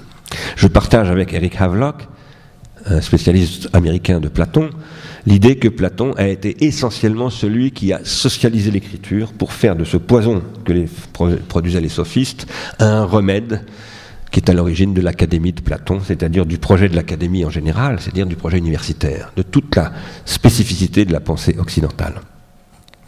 C'est par une relation thérapeutique, comme vous l'avez dit tout à l'heure, au pharmacone, qu'il est possible de lutter contre la bêtise. Contre le pharmacone tel qu'il consiste toujours à court-circuiter tout d'abord un circuit d'intelligence collective. Pourquoi est-ce que je parle de circuit ? Vous parliez de mon vocabulaire compliqué tout à l'heure, c'est pas seulement le mien, c'est aussi celui de Gilbert Simondon pour une partie. Qu'est-ce qu'un savoir et qu'est-ce qu'une intelligence ? Simondon pose que d'abord, le savoir c'est un processus d'individuation. Apprendre quelque chose, c'est conquérir du savoir, et quand j'apprends quelque chose, dit Simondon, je m'individue. C'est-à-dire que je deviens ce que je suis. Je deviens autre que je suis, je deviens l'autre que je promets d'être.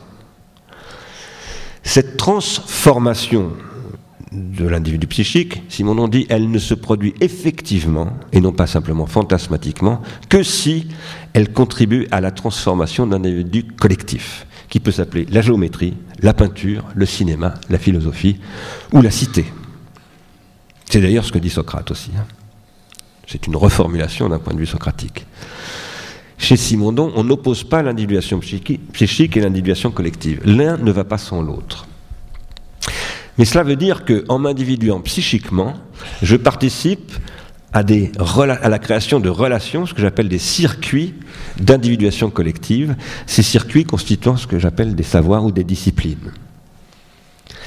Lorsque un nouveau pharmacone arrive, par exemple le numérique, qui arrive aujourd'hui à l'université, par exemple, pas seulement à l'université, mais notamment à l'université, ou encore à la fiscalité, ou au droit, qu'est-ce qui se passe ? Ce pharmacone vient court-circuiter tout un savoir-vivre, toute une pratique sociale qui s'était installée avec le pharmacone précédent et qui d'un seul coup devient caduque. Et à ce moment-là, c'est la panique. Comme quand vous donnez un coup de pied dans une fourmilière, ça court dans tous les sens, et c'est la stupeur, la bêtise qui s'impose, car la panique produit la bêtise. Nous sommes en train de vivre un moment de ce type. C'est ce que j'appelle le premier moment du redoublement épocal que provoque une technologie. Redoublement épocal, qu'est-ce que ça veut dire ? Époquet, ça vient de la phénoménologie. Husserl, un grand penseur, qui est en Belgique très connu, puisque les archives de Husserl sont ici à Louvain, Husserl avait posé que la pensée philosophique consistait dans une époquet. C'est un terme qui ne vient pas de lui, mais qui vient des stoïciens, et qui consiste à poser que la pensée passe toujours par une rupture qui commence par un processus d'interruption, qui conduit à ce que Gilbert Simondon, par exemple, appelle un saut quantique dans l'individuation, c'est-à-dire une transformation radicale. Moi, je soutiens que ce type de transformation, qui engendre ce qu'on appelle de la pensée, qui n'est pas forcément philosophique ou scientifique, qui peut être artistique, politique, affective même, cette transformation est toujours liée à la situation pharmacologique, c'est-à-dire à l'apparition d'un nouveau pharmacone qui vient déstabiliser et mettre en question des états de fait. Dans un premier temps, quand un pharmacone arrive, il produit des court-circuits, c'est-à-dire qu'il détruit ces circuits de transmission intergénérationnelle qui constituent ce qu'on appelle des savoirs. C'est ça un savoir. Un savoir, c'est une base transgénérationnelle. Par exemple, vous ne pouvez lire Lobachevsky, qui est un des grands transformateurs de la géométrie, que si vous avez lu Euclide, enfin, si vous connaissez la géométrie euclidienne. C'est un processus qui se transmet de génération en génération à travers le pharmacone qui permet cette transmission. Mais en même temps, un nouveau pharmacone peut arriver et qui va court-circuiter tous ces processus, comme par exemple actuellement, le web court-circuite les cours des enseignants dans les écoles ou dans les universités et finalement crée un malaise académique absolument colossal. Pour qu'un pharmacone devienne thérapeutique, il faut le pratiquer dans ce que j'appelle une pharmacologie positive, ce que vous appeliez tout à l'heure une thérapeutique, ce qui n'est d'ailleurs pas exactement pour moi une thérapeutique encore. La pharmacologie positive consiste à faire une critique du pharmacone, une critique positive, qui va montrer non seulement les dimensions toxiques du pharmacone, mais aussi les possibilités nouvelles d'individuation qu'il rend possible. Et je pense que c'est le rôle de la philosophie aujourd'hui de faire de la pharmacologie positive pour ensuite proposer à la société de s'emparer de ces propositions de pharmacologie positive pour, à travers une politique, en faire une thérapeutique. Et là, madame, je vous réponds. Le philosophe n'est pas un homme politique, il ne doit pas faire politique, contrairement à ce que Platon a voulu faire. Par contre, il doit parler à la cité, il doit s'adresser à la communauté politique pour qu'elle décide à travers les travaux critiques que lui mène, et qui sont des travaux de pharmacie, en effet, de pharmacologie critique. Cette pharmacologie critique doit engendrer donc ce que j'appelle une pharmacologie positive qui doit être à l'origine d'un renversement de ce qui me rendait stupide en quelque chose qui va me rendre plus individuant et plus individué. Alors, ayant dit tout cela, et je vois que l'heure tourne très vite, donc il va falloir que je m'approche de quelque chose comme une conclusion, je voudrais dire des choses plus générales. Je voudrais soutenir, au contraire de Avital Ronell et de Jacques Derrida, que toutes les sociétés sont organisées en vue de lutter contre la bêtise. Toutes les sociétés, quelles qu'elles soient. La société chamanique, la société des Esquimaux, la société clanique, la société des nomades, la société impériale, chinoise, égyptienne ou mésopotamienne, le christianisme, la société laïque, telle que par exemple la France a tenté de l'incarner.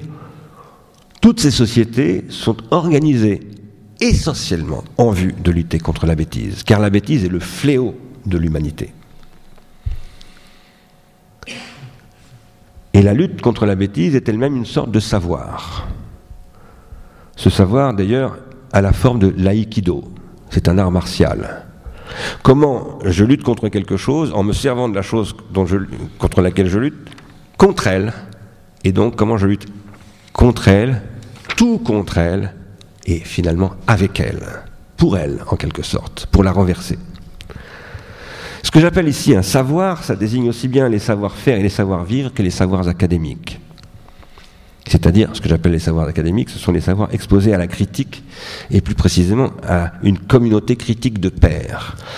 Ce que j'appelle le savoir académique, c'est le savoir qui sort de l'académie de Platon, tel que Platon l'a pensé, qu'Aristote l'a repensé, qu'ensuite toute la tradition a conduit à Descartes, Kant, Hegel, Nietzsche, et finalement le savoir du XXe siècle, ultra spécialisé, qui procède de toute cette histoire, et qui est constitué de pairs, ce sont des communautés critiques de pairs. Mais il y a trois types de savoirs pour moi, fondamentalement. Donc les savoirs-vivre, qui relèvent de ce que j'appellerais une lutte éthique contre la bêtise. Il y a les savoir-faire qui relèvent d'une lutte pratique contre la bêtise. Contre, c'est-à-dire tout contre, avec la bêtise, avec le pharmacone. Et puis, il y a la lutte épistémique contre la bêtise, qui est la lutte académique, ou la lutte savante, si vous voulez. Évidemment, on pourrait discuter ces trois catégories, on pourrait m'objecter qu'il y a certainement d'autres formes de savoir qui n'entrent pas là-dedans, par exemple le sport, ou un certain nombre d'autres. Moi, je suis tout à fait prêt à cette discussion, elle m'intéresse beaucoup. Quoi qu'il en soit, je pense qu'il y a ces trois grandes catégories de savoir qui permettent de lutter contre la bêtise, qui sont essentiellement dédiées à la lutte contre la bêtise. Et je pense qu'une société, c'est avant tout ce qui est constitué par la formation, la transmission, l'apprentissage et la transformation de tels savoirs. Savoir-vivre, savoir-faire, savoir critiquer, selon des coutumes, des métiers et des disciplines. Les savoir-vivre sont régis par des coutumes, des pratiques coutumières non formalisées. Les savoir-faire sont régis par des métiers et les savoirs académiques constituent des disciplines, s'appuyant sur des appareils critiques, etc. Eux-mêmes en principe rationnels. Toute une question d'ailleurs de la modernité étant de savoir comment ces savoirs critiques, épistémiques, sont compatibles avec les savoir-vivre et les savoir-faire, parce que les savoir-vivre sont traditionnels et les savoir-faire sont des savoirs de métier. Comment est-ce qu'il est possible, dans la modernité, de faire droit à ces savoir-vivre et à ces savoir-faire sans les détruire? C'est une des immenses questions que pose la modernité. Et sur cela, j'ai des idées, mais je ne vous les exposerai pas. Peut-être que nous en parlerons dans la discussion. Quoi qu'il en soit, ces savoirs dont je viens de vous parler, les savoir-vivre, les savoir-faire, les savoirs critiqués, disons, nous pouvons les perdre. Le savoir-vivre, par exemple, il faut une lutte de tous les instants et un vrai, comme dit Nietzsche, un vrai dressage pour ne pas y renoncer. Et pour ne pas céder à son contraire, pour ne pas être tenté par la bestialité, par l'abandon au non-savoir-vivre, à ce que certains appellent la barbarie, par l'abandon à la bêtise à laquelle on donne, dans ce cas précisément, le nom de bestialité. Il y a néanmoins des pratiques, comme le carnaval par exemple, dont Mikhail Bakhtin est un grand penseur, qui permettent de céder à ces tentations pour permettre de les transgresser et de les sursublimer en quelque sorte dans des pratiques festives qui elles-mêmes ont un rôle somptuaire et sublime. Donc tout ça est très compliqué. D'autre part, dans le cas du savoir-faire, on se trouve bête ou stupide devant quelque chose quand on ne sait pas faire. On est paralysé, on est gourd, on est engourdi. Et d'ailleurs, en latin, stupor veut dire engourdissement et paralysie. On est frappé de stupeur par notre incapacité à faire. On ne sait pas planter un clou, on ne sait pas conduire une voiture, on ne sait pas faire ceci, on ne sait pas faire cela. On ne sait pas faire marcher un ordinateur. On ne sait pas comment on va se brancher sur Facebook. Et on demande à son gosse. Et on se trouve tout stupide ou bête de devoir être aidé par un gamin de 7 ans. On est stupide devant un problème pratique. Et si on est stupide devant ce problème pratique, c'est parce que quand on a un problème de ce type-là, on se retrouve impuissant. On se comporte, ma mère disait, comme une gourde. Tu es quelle gourde, disait-elle.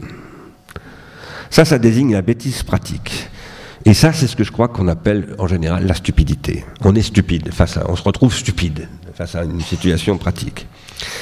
Et enfin, il y a à côté de tout cela, ce que j'appellerais l'incapacité à généraliser, l'impossibilité d'extraire le particulier du général, aussi bien que l'incapacité à maintenir des énoncés conformes entre eux à partir des mêmes axiomes, c'est-à-dire l'incapacité d'accéder à l'universel tel que le définissait Aristote, et qui permettent de catégoriser sous des concepts idéaux, que Kant appelle des concepts a priori, etc., pour arriver à produire une pensée non contradictoire, universalisable, c'est-à-dire rationnelle.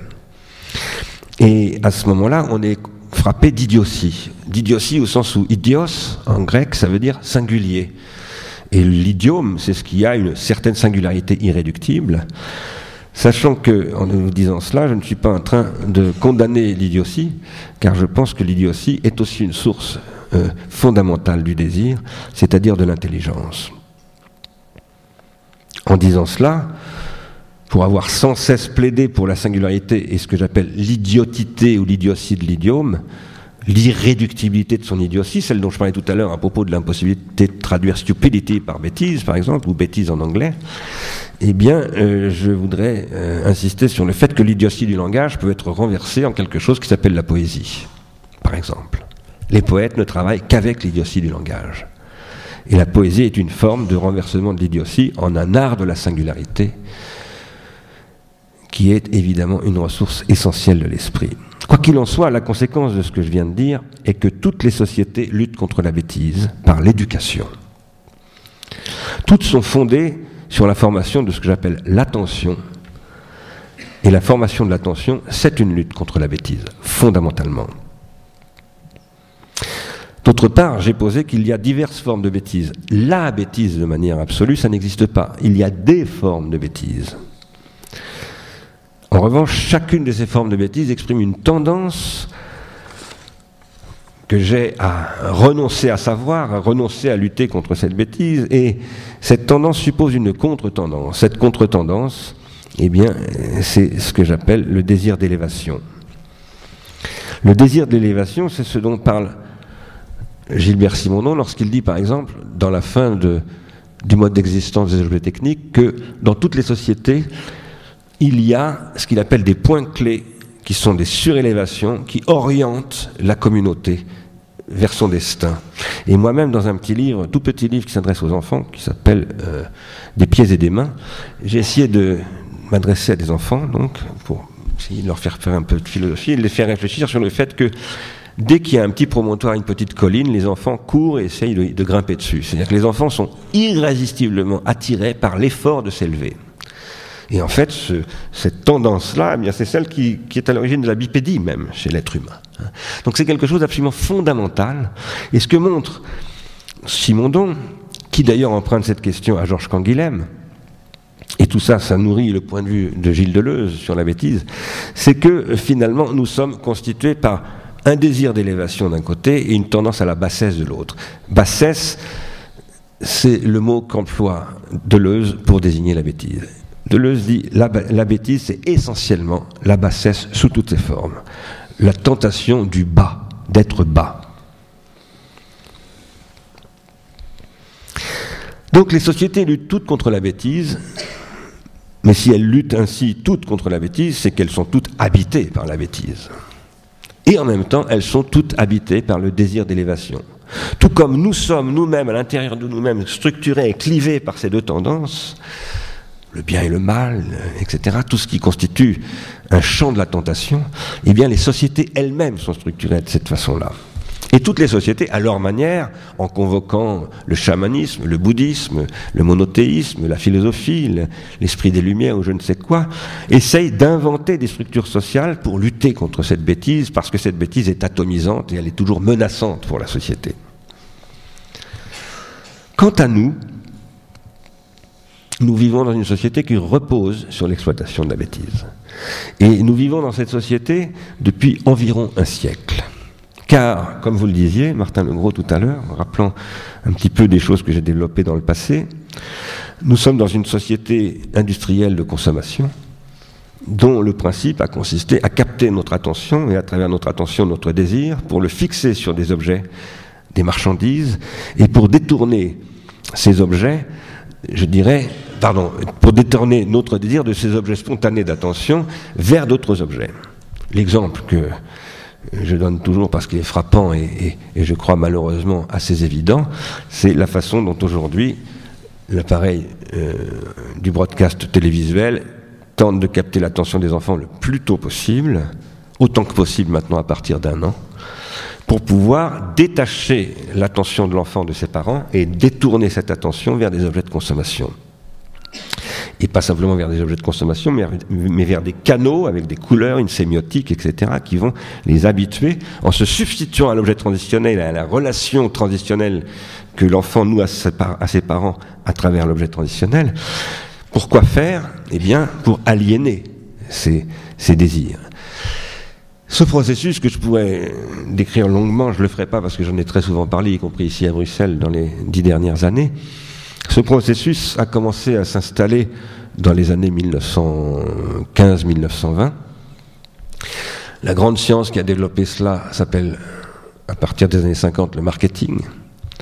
Et ce processus, qui a été très fructueux, très efficace, qui a aussi produit beaucoup de prospérité et de bénéfices, parce que tout n'est pas négatif dans cela, eh bien, ce processus est arrivé à l'exténuation du désir.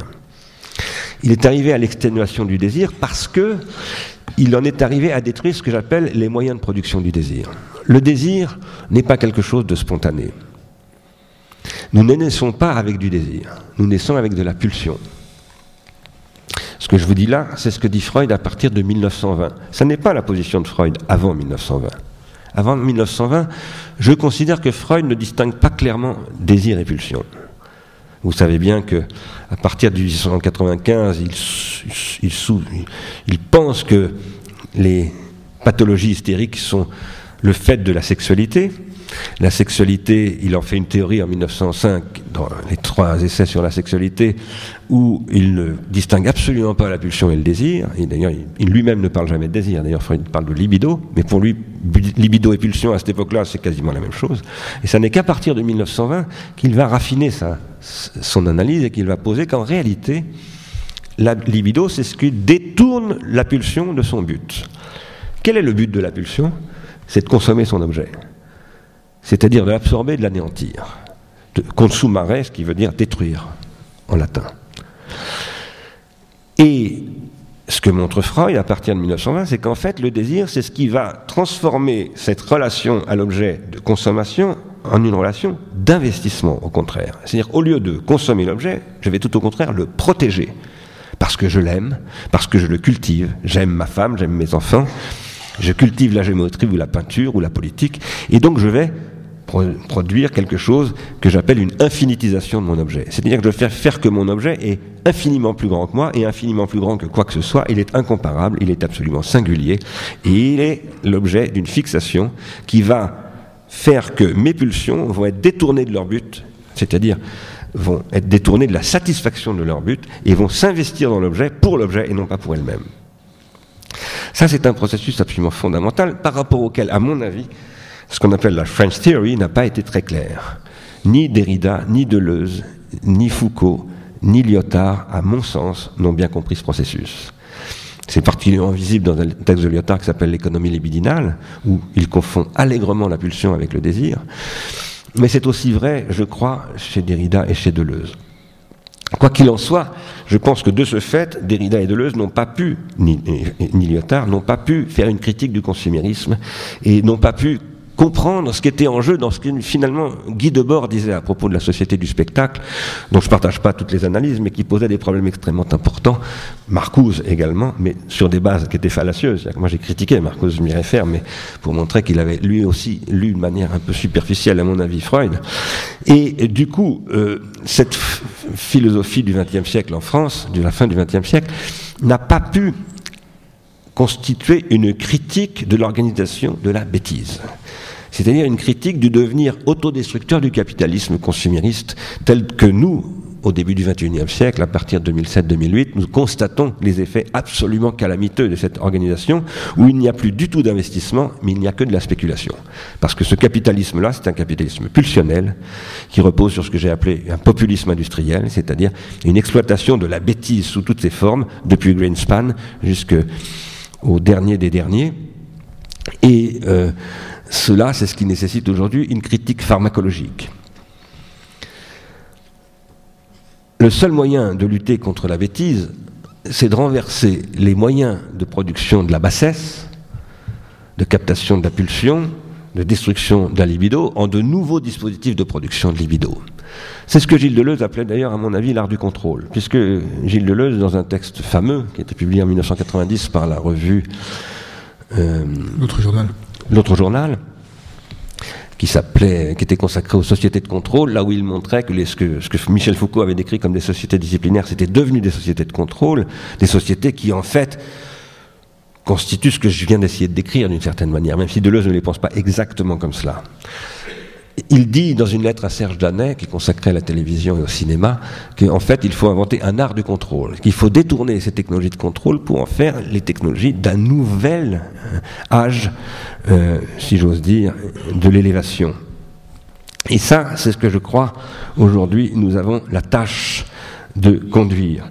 De conduire, je vais conclure parce que je vois que l'heure tourne et il faut s'arrêter, de conduire dans un contexte où, je dis ça pour la bonne bouche, si vous voulez, pour plus tard, pour une autre fois peut-être, je crois que la grande question qui est en train d'émerger, à un moment où la pulsion a été anéantie, où le désir a été anéanti, où la société pulsionnelle se développe parce que le processus d'identification primaire aux parents ne peut plus se faire à cause des courts-circuits qui sont produits par les médias de masse, parce que la standardisation des mémoires par les médias de masse chez les individus adultes fait que les individus adultes se sont désindividués profondément, c'est-à-dire qu'ils sont hautement prolétarisés, pour 1000 autres raisons qui font que le capitalisme ne fonctionne plus du tout sur l'investissement, mais uniquement sur la spéculation, et donc n'a plus aucun projet, et n'a donc plus aucune adhésion. Et Max Weber disait que le capitalisme, si on n'y adhère pas, ne peut pas marcher, c'est-à-dire qu'il faut que ceux qui vivent dans le capitalisme y croient, sinon ça ne marche pas. Cette situation dans laquelle nous nous trouvons laisse aujourd'hui gravement la jeunesse, par exemple, de Occupy Wall Street, des Indignados, de tous ces mouvements sociaux désarmés sans concept pour pouvoir lutter, et dans un contexte où par ailleurs se développe quelque chose de nouveau qui s'appelle le neuromarketing. Le neuromarketing, qui est une façon d'articuler finalement les processus pulsionnels avec des automatismes technologiques. Qu'est-ce que c'est qu'une pulsion? C'est un automatisme. En fait, il m'est souvent arrivé de dire, je vais vous le dire encore, c'est une rhétorique qui peut vous paraître très vulgaire, et elle l'est un peu, mais il m'est souvent arrivé de dire à des gens qui, comme vous, m'écoutaient, imaginez que maintenant je projette un film pornographique derrière, pendant un quart d'heure, eh bien, votre attention va disparaître. Vous ne me consacrerez plus d'attention suffisamment, même si vous appelez le pape, parce que même le pape est habité par des mécanismes pulsionnels qui sont des automatismes auxquels il est quasiment impossible de résister. La légende de Saint-Antoine, enfin la situation de Saint-Antoine décrit précisément cela. Et donc la lutte contre le démon, c'est la lutte contre des automatismes qui sont en moi.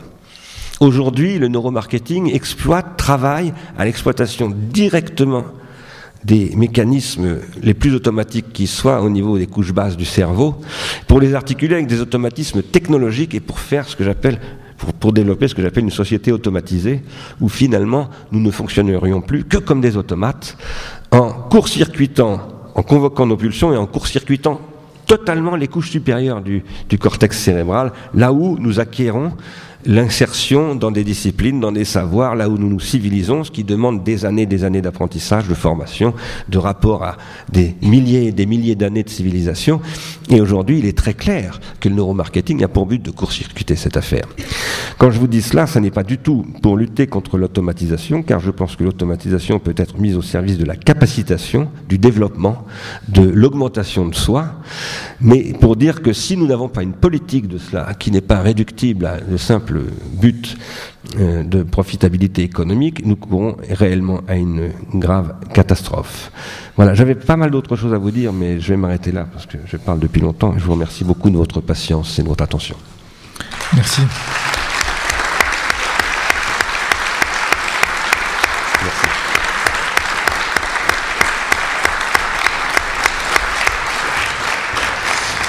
Merci Bernard Stiegler d'avoir ainsi poser en quelque sorte l'ensemble des concepts et nous avoir permis de penser avec vous sur la bêtise. Moi j'aurais juste deux petites questions avant de donner la parole à la salle.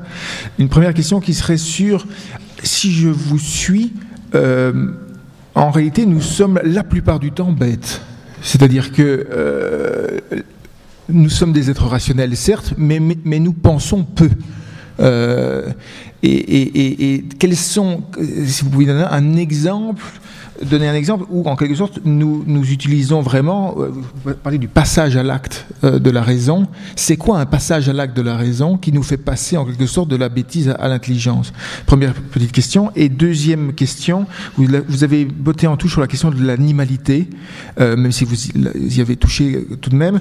Je voulais savoir, est-ce que tout de même la bêtise n'est pas le propre de l'homme, pour le tourner de manière un petit peu ironique, c'est-à-dire, je ne vois pas d'animaux bêtes. Et donc, qu'est-ce que c'est que cette bêtise proprement humaine? Et là, une dernière petite incise, vous avez écrit à plusieurs reprises sur la violence, en particulier, vous avez un très beau texte sur Richard Dern, ce passage à l'acte violent. Est-ce que la bêtise a un rapport avec la violence? Il me semble que au XXe siècle, c'est évident, c'est-à-dire les grandes idéologies qui sont des rationalisations de bêtes, en quelque sorte, ont conduit à des violences démesurées. Et il me semble que les nouvelles formes de bêtises que nous vivons aujourd'hui, qui seraient plutôt des bêtises non pas de rationalisation, je sais quel est l'avenir de l'histoire, je sais de quel côté il faut être, je sais où sont les vainqueurs et les justiciers. C'est plutôt aujourd'hui une bêtise de manque d'attention, comme vous disiez. C'est-à-dire nous avons besoin de nous concentrer, nous n'arrivons plus à nous concentrer.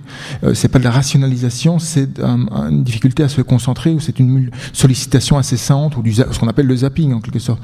Donc quel est le rapport entre cette nouvelle forme de bêtise qui est la nôtre aujourd'hui, en regard de celle du XXe siècle par exemple, et les passages à l'acte violents qu'elle peut générer? D'accord, merci bien. Alors la question du passage à l'acte noétique, parce que je l'appelle comme ça, parce que je vais devoir me référer à Aristote, ce que j'avais prévu de faire dans la suite, mais j'étais trop long, donc...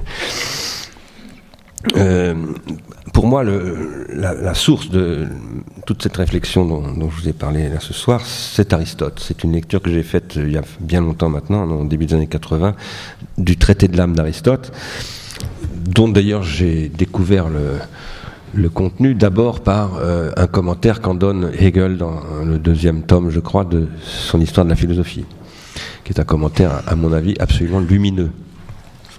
Aristote donc a développé dans le traité de l'âme une théorie des âmes. Alors ce qu'il appelle les âmes, c'est au sens anima, c'est-à-dire mouvement, les êtres dotés d'un automouvement, que sont les plantes, les animaux et nous, ce que nous appelons les hommes. Lui il appelle ça les êtres noétiques, dotés d'un esprit. Il dit qu'il y a 3 sortes donc d'âmes, d'êtres vivants, si vous voulez. Mais qu'en fait, un être vivant comme nous, par exemple, nous sommes des êtres vivants, hein, les êtres noétiques, nous avons en nous un mode d'individuation, ce qu'il appelle sensitif, c'est-à-dire le mode de l'animal, et le mode sensitif a lui-même un mode d'individuation végétatif, la plante. Et Aristote dit, la plupart du temps, un animal, un être sensitif, est sur le mode végétatif. C'est-à-dire qu'il fonctionne comme un ensemble de plantes. Son foie, son cœur, tout ça sont des espèces d'organes qui fonctionnent sur un mode végétatif. D'ailleurs, le mot végétatif est utilisé en médecine, hein, pour décrire le fonctionnement de la physiologie, enfin des organes. Et il ne passe à l'acte sensible que de temps en temps. Qu'est-ce que c'est que le passage à l'acte sensible? Eh bien, c'est lorsque il se reproduit. Voilà. Il se reproduit. Quand il se reproduit, alors là, c'est moi qui interprète. Hein, je donne une interprétation d'Aristote. Vous ne trouverez pas ça dans Aristote lui-même, mais je donne une exemplification de ce que je crois être sa pensée. Lorsque l'animal se reproduit, eh bien, il se met en péril. C'est-à-dire qu'il n'est plus au service de son autoconservation, mais au service de la reproduction de l'espèce, quitte à en mourir. C'est-à-dire que c'est pour ça que des mâles, par exemple, peuvent se battre à mort, jusqu'à ce qu'il passe à cet acte sensitif. Il était sur le mode de la nutritivité, c'est-à-dire qu'il se nourrissait, il s'entretenait, il maintenait son potentiel vital, et d'un seul coup, il va renoncer à se nourrir, il va renoncer à tout. Pourquoi? Pour accomplir le développement de l'espèce, la reproduction de l'espèce. Là, il passe à l'acte, c'est-à-dire qu'il passe sur... Il opère ce que j'appelle avec Simonon un saut quantique, au sens de la physique quantique. C'est-à-dire qu'il saute dans quelque chose d'absolument autre. Aristote dit, nous-mêmes, les êtres noétiques, qui sommes capables parfois d'avoir une idée, comme disait Socrate ou Platon, qui sommes parfois capables d'un seul coup de totalement nous mettre en question et de tout mettre en question. Parce que c'est ça l'âme noétique, elle peut absolument être en mouvement total. Et elle peut toujours tout mettre en question. Eh bien, nous ne passons à ce mode-là que de temps en temps. La plupart du temps, nous sommes sensitifs, c'est-à-dire que nous nous comportons comme des animaux. Nous sommes au service de notre reproduction, peut-être d'ailleurs par une pulsionalisation de notre comportement, etc., etc. Alors, votre question était, qu'est-ce qui fait qu'on passe à l'acte noétique? Énorme question, évidemment. Énorme question, j'aurais du mal à vous répondre ce soir en peu de phrases. Je considère que nous sommes tous habités par ce que j'appelle un défaut qu'il faut.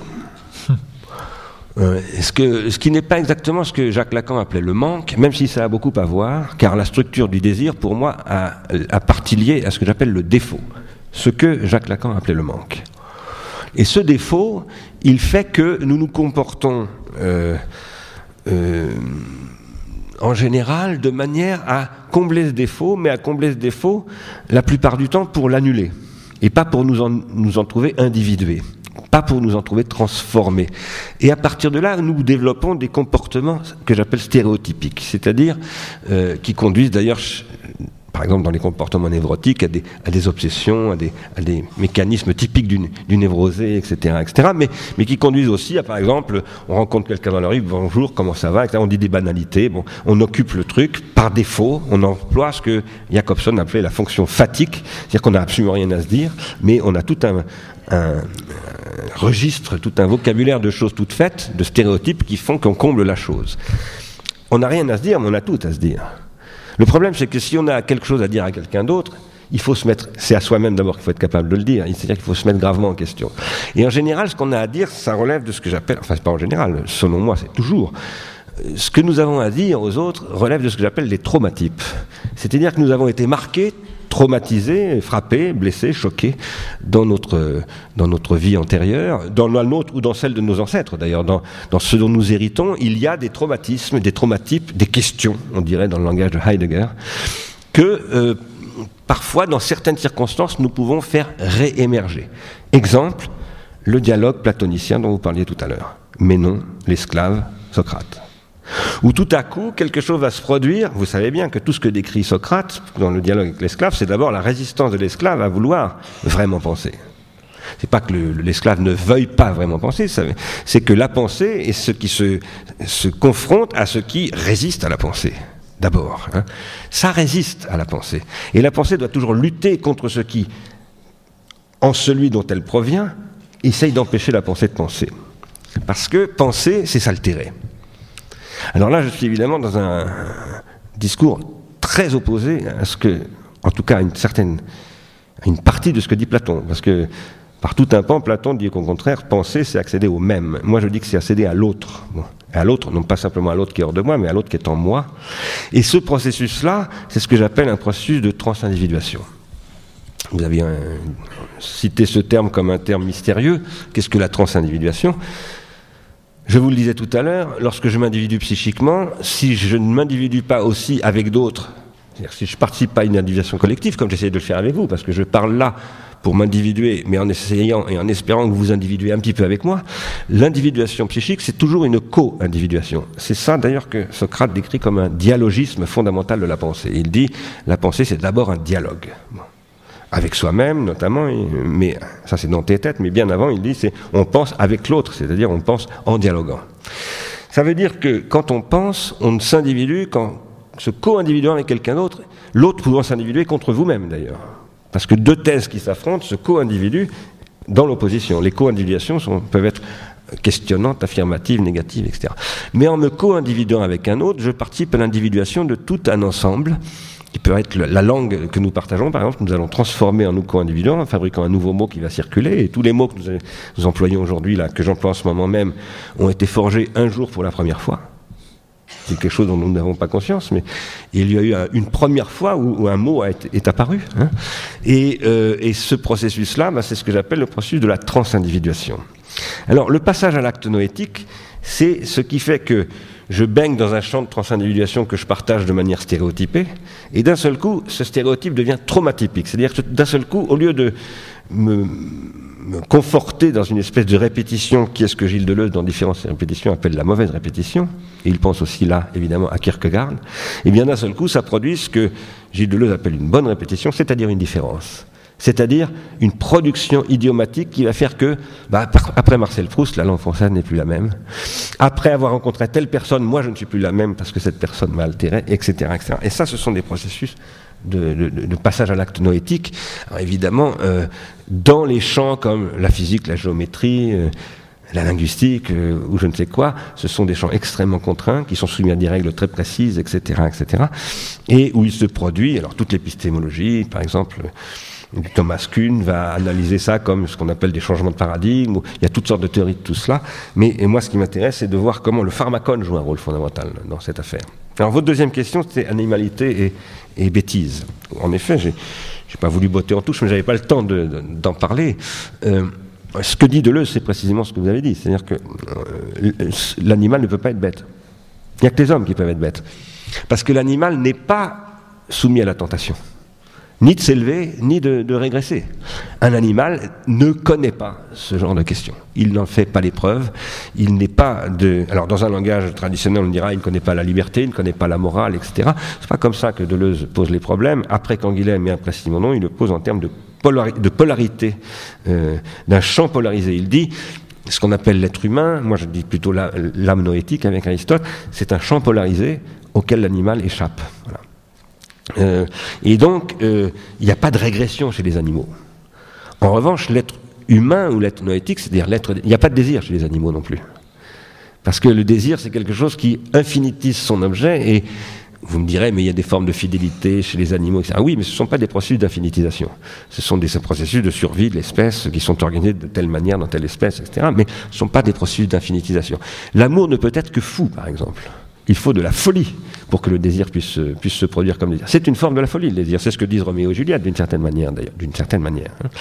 Et donc, cette infinitisation qui permet cette sublimation, cette élévation, etc., elle n'est possible qu'au prix d'une possibilité de régression absolue, c'est-à-dire de barbarie, de sauvagerie radicale dont les animaux sont incapables. Alors, si Deleuze et Derrida sont en conflit là-dessus, enfin si Derrida plutôt cherche des noises à Deleuze là-dessus, c'est parce que Derrida il voit une répétition de ce qu'il appelle l'opposition métaphysique entre l'homme et l'animal, ce que je comprends très bien. Moi, si je suis très proche de Derrida, c'est parce que je pense comme lui qu'il ne faut pas faire des oppositions. Mais je pense que c'est pas parce qu'on ne fait pas d'opposition, par exemple, on n'oppose pas l'homme et l'animal. Tout à l'heure, je disais avec Aristote que nous sommes des êtres, des âmes sensitives, c'est-à-dire animales. Ça ne veut pas dire qu'on ne puisse pas faire de distinction. Si, par exemple, on refusait ce que je viens de dire, à savoir que même s'il ne faut pas opposer, on peut distinguer, à ce moment-là, si on refusait ça, comme Derrida le fait, on ne pourrait plus dire, par exemple, qu'il y a une différence entre la plante et le minéral. Parce que qu'est-ce que c'est qu'une plante? C'est un ensemble de sels minéraux, finalement, qui sont combinés entre eux. Hein.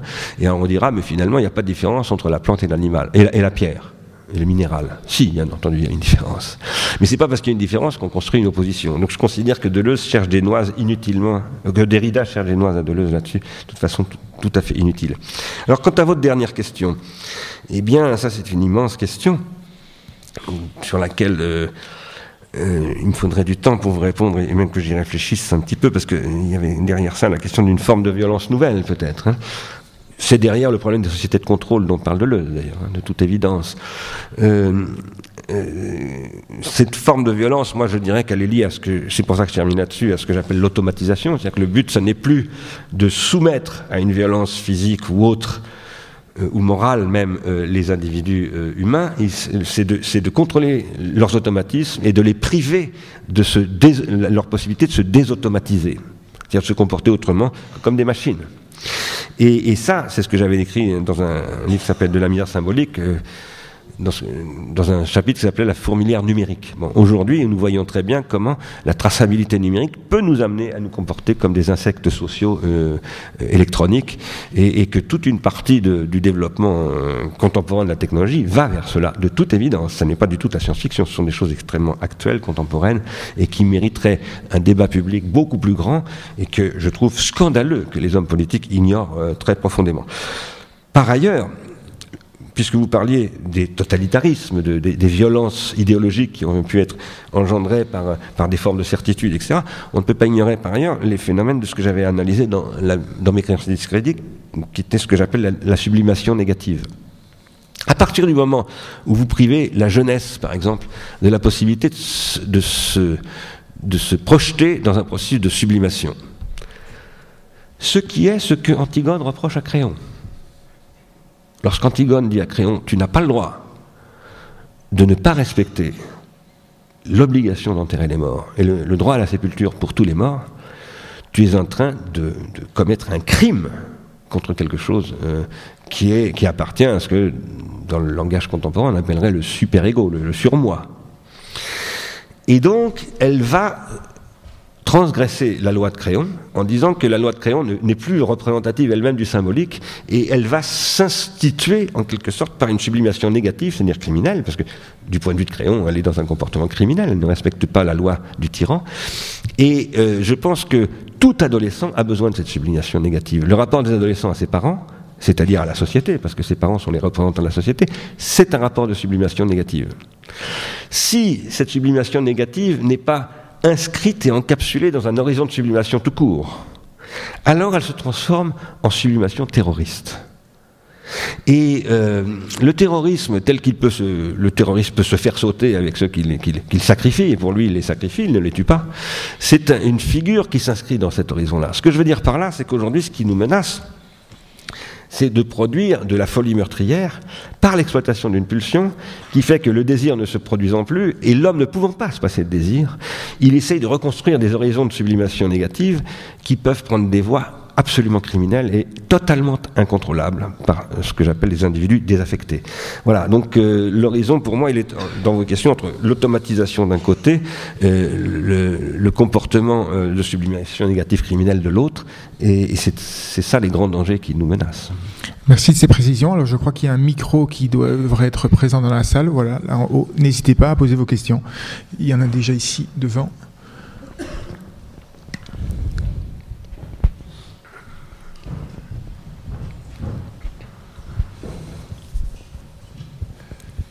Merci pour votre exposé. Je voudrais revenir au savoir-vivre et au savoir-faire dont vous dites qu'il faut absolument garantir la pérennité. Je suis tout à fait d'accord avec vous.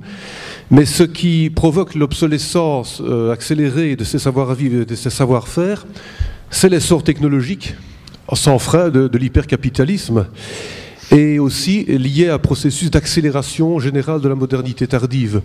Alors comment comptez-vous pouvoir dompter cet essor technologique pour l'empêcher de détruire d'une manière accélérée ses savoir-vivre et ses savoir-faire? Merci. Merci à vous pour cette question très, très, très importante et qui va me permettre d'éclairer des éléments de perspective de ce que j'ai essayé de dire ce soir. Vous avez tout à fait raison, le problème de l'accélération est une question absolument fondamentale. Si on veut traiter de cette question, il faut l'aborder du point de vue de l'économie, et en particulier de l'économie de Schumpeter, de ce que Schumpeter appelait la destruction créatrice, qu'il présentait comme, en quelque sorte, le salut des contradictions du capitalisme, puisqu'il présentait cela comme ce qui venait résoudre ce que Marx avait décrit comme les contradictions de la baisse tendancielle du taux de profit et un certain nombre d'autres contradictions conséquentes de cette baisse tendancielle du taux de profit. C'est ce qui a conduit, avec l'accélération des temps de transfert de technologie, qu'on a réduit d'une vingtaine d'années à l'époque de Ford à aujourd'hui dans certains domaines quelques semaines voire quelques jours. Dans le génie logiciel, c'est une innovation quasi permanente qui a conduit à une accélération telle que la société ne peut absolument plus s'approprier les technologies. Moi, je considère que cette situation va changer pour toutes sortes de raisons. D'abord parce qu'elle n'est plus soutenable, tout simplement en termes physiques. On n'a plus suffisamment de métaux rares, on n'a plus suffisamment de matières premières, comme on les appelle, de raw material, disponibles pour pouvoir continuer sur ce rythme effréné. Mais je dirais que c'est aussi, et je dirais c'est surtout parce que cette innovation-là, ce modèle-là de l'innovation, qui est donc l'innovation qui a conduit, l'innovation ultra accélérée, c'est l'innovation pulsionnelle pour moi, qui fait que, vous le savez bien, hein, c'est extrêmement connu maintenant, un industriel comme celui-là, par exemple, qui a fabriqué cet appareil, à partir du moment où il met l'appareil sur le marché, il faut qu'il invente l'appareil qui va, ce qu'on appelle la killer application ou la killer production, qui va venir détruire cet appareil avant qu'un concurrent ne vienne le faire. Donc un industriel lutte toujours contre lui-même, ce qu'il perçoit d'ailleurs sûrement quand il est chef de projet comme une lutte contre sa propre bêtise. C'est-à-dire contre son enfermement dans ses propres modèles, etc., etc. Ce dont Steve Jobs était un incroyable penseur. Bon. Mais moi je crois que cette forme-là de l'innovation va arriver à son terme. Qu'elle est arrivée à son terme d'ailleurs. Pour toutes sortes de raisons. D'abord parce que les consommateurs n'y trouvent plus de plaisir, même si on se dit, je viens de l'acheter celui-là, c'est formidable, il ne pèse rien, formidable, mais on s'en lasse extrêmement vite, et en fait on n'est plus dans une relation de culture, mais de dépendance en effet. Je ne dis pas particulièrement à cet objet, mais d'une façon générale, la consommation est devenue addictive. Elle n'est plus une consommation par désir, mais par addiction, par dépendance. Et ça, toutes les enquêtes de marketing le font apparaître. Donc ce sont les gens du marketing qui le disent. D'ailleurs, beaucoup de gens, quand on me dit souvent, mais vous êtes un adversaire du marketing, les seuls qui ne croient pas ça, ce sont les gens du marketing. Parce qu'ils me lisent beaucoup et je discute beaucoup avec eux et ils pensent que j'ai tout à fait raison. Très souvent, ils me disent, mais c'est exactement ce que nous montrent toutes nos études. Donc, aidez-nous à trouver d'autres... Moi, je plaide avec ces gens-là et beaucoup d'autres, avec des ingénieurs, avec des industriels, pour ce que j'appelle l'innovation sociale. Je pense que l'innovation de demain, c'est une innovation sociale. Ce sont ce vers quoi on va aller en matière d'innovation, c'est précisément dans l'invention de nouvelles formes de savoir, qui pourront et qui devront, qui sont déjà pour une partie d'entre eux, des facteurs de production de valeur économique. Et que donc l'avenir de l'économie est dans l'invention d'une nouvelle forme de l'innovation, qui n'est plus une innovation destructrice, mais une innovation créatrice, si j'ose dire. J'emploierai le mot créatrice ici quasiment au sens de Bergson. Et c'est-à-dire productrice de négantropie, non plus d'entropie. Ça produit beaucoup d'entropie aujourd'hui. Je dis, ça produit aussi de la négantropie, hein, sinon ça ne marcherait pas, sinon ça ne se vendrait pas, etc. Mais le bilan global, au sens où Georges Bataille disait qu'il fallait une économie générale qui ait une vision globale du processus économique et général, eh bien, il est que tout ça produit quand même plus d'entropie que de négantropie. Donc c'est plus toxique aujourd'hui que thérapeutique. Mais ça peut devenir tout à fait thérapeutique, ça suppose de l'innovation sociale. Mais une innovation sociale suppose de nouvelles organisations sociales, nouvelles conceptions de l'économie, du capitalisme, ou de ce qui devrait lui succéder un jour ou l'autre, etc., etc. Et ça ne veut pas dire. Donc, ce que je suis en train de vous dire, c'est que l'innovation va se poursuivre, que je crois que ces machines-là, qui sont des machines que j'appelle, moi, des machines du temps-lumière, c'est-à-dire qui sont capables de produire à la vitesse de la lumière des résultats, des communications, des traitements, des process, etc. Si ils sont inscrits dans un processus d'innovation sociale, c'est-à-dire de co-individuation et de transindividuation reconçu entièrement par rapport à cette pharmacologie, la vitesse est mise au service de la lenteur. Parce que la pensée, c'est absolument lent. Penser, ça veut dire aller extrêmement vite à découvrir que tout est extrêmement lent. C'est vraiment ça le processus de la pensée. C'est ce qui articule et qui potentialise des vitesses et des lenteurs, des vitesses infinies, des lenteurs infinies, et qui à partir de là produit de la négantropie. Mais ça suppose de reconcevoir intégralement le modèle industriel contemporain, et évidemment tout est remis en cause. La recherche-développement, le marketing, le design, la distribution, la socialisation, et ça suppose de concevoir un modèle, disons, d'éducation au sens où j'en parlais tout à l'heure, c'est-à-dire l'éducation comme lutte contre la bêtise, tout à fait nouveau, et il y a beaucoup de travail. Il y a une question là, je peut-être